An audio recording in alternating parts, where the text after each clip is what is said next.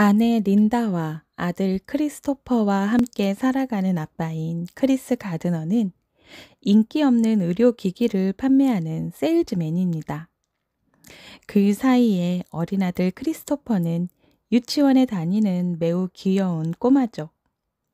아빠인 크리스는 의료기기를 판매하기 위해 매일 이곳저곳 병원으로 세일즈를 다니지만 성능도 기존 기계들과 별다를 바 없이 금액만 비싼 기기는 판매가 되지 못한 채 매번 빈털터리로 집에 들어서게 되죠. 밤낮 없이 일을 해야 하는 아내 린다는 이 생활에 점점 지쳐가고 이내 떠나가게 됩니다. 그렇게 아들과 함께 남은 아빠. 여전히 기기를 판매하지 못해서 고전하는 가운데 어느 날 빌딩 앞에 서 있는데 자신을 둘러싸며 사라지는 길 위에 수많은 사람들의 얼굴이 보입니다.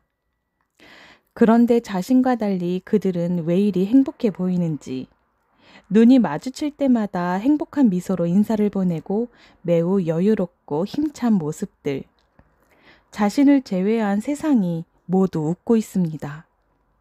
그러던 그때 페라리 차에서 멋지게 차려입은 이미 성공한 듯한 정상의 모습을 하고 있는 한 신사의 모습을 보고 마법에 홀린 듯 그에게 다가가 묻죠.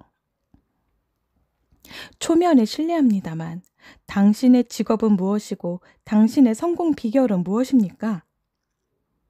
아, 나는 주식 중개인이요. 숫자에 밝고 사람 만나기 좋아한다면 나와 같이 성공할 수 있을 것이요. 인사를 나누며 헤어지는데 그 신사가 말합니다. 정상에서 만납시다. See you at the top.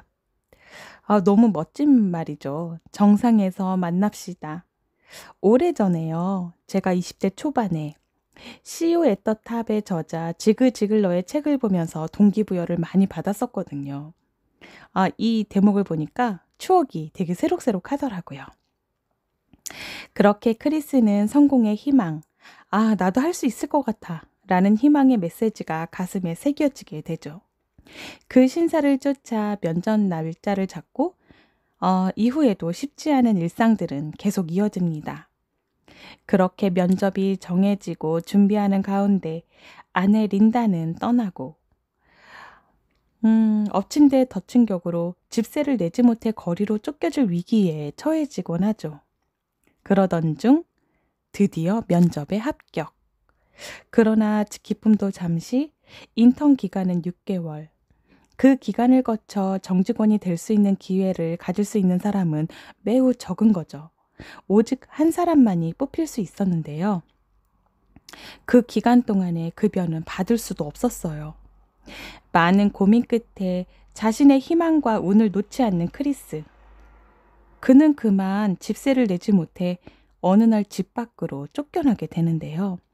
제가 인상 깊게 본 장면 중 하나는요. 아빠가 아들을 데리고 노숙을 하게 돼요. 어디도 갈 수 없는 상황에서 지하철로 들어가죠. 그곳에서 지친 아들과 아버지의 마음의 거리가 벌어지는데요. 그 장면이 길다란 지하철역의 한 의자에 서로 짐을 사이에 두고 넓게 벌어져 앉아 있는데 이때 갑자기 아빠 크리스가 공룡 이야기로 상황극을 합니다. 아들이 유치원생이라고 했잖아요. 이곳은 동굴이며 공룡들이 출현하는 곳.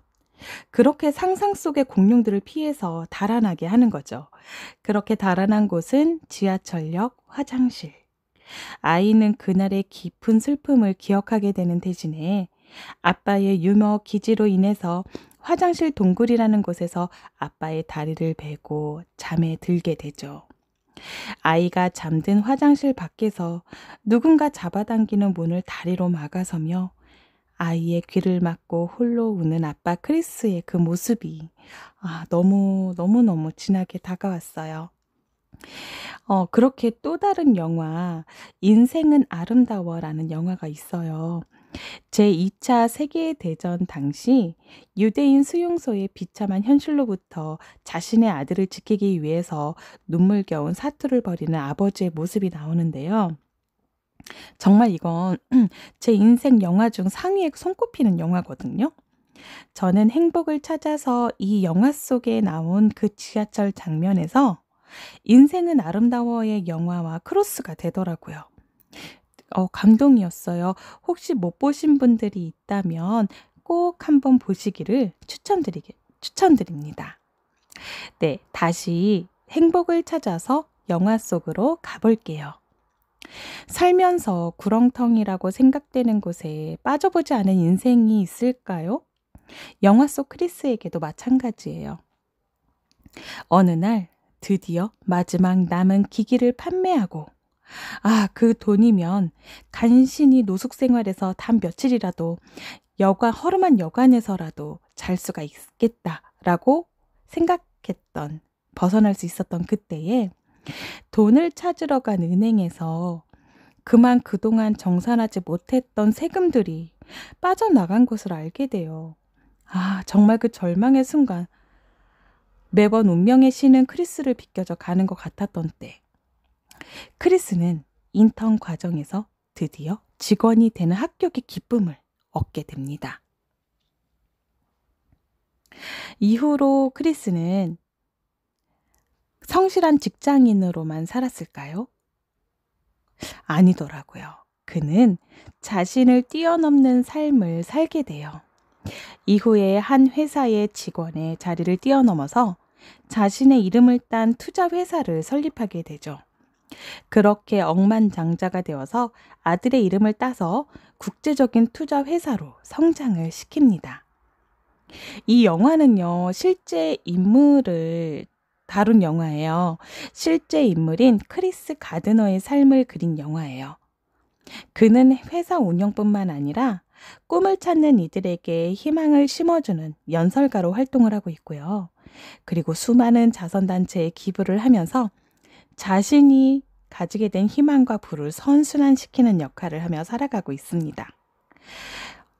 크리스 가드너는 말합니다. 자신에게, 자신의 삶에게 기회를 주어야 한다고 말을 해요. 그리고 자신을 바라보고 있는 세상의 기대를 저버리지 않고 기꺼이 응해야 한다고 말이죠. 그 말은 자신을 기꺼이 받아들이고 그럼에도 불구하고 그러한 자신을 기꺼이 받아들이고 사랑하고 그러한 자신에게 다시 일어설 수 있는 기회를 주어야 한다는 것이죠. 한 사람의 인생을 몇백 페이지의 책이나 또 한두 시간의 영화로 모두 담을 수 있을까요? 없죠. 우리 개개인의 인생도 마찬가지일 거예요. 우리가 살아온 내 인생, 나의 인생을 단 몇백 페이지의 책으로 영화로 다 담을 수 있을까요? 없을 거예요. 그쵸? 짧지만 참으로 많은 메시지가 담긴 영화였어요. 그리고 이 영화는 지금 넷플릭스에서 볼 수 있거든요.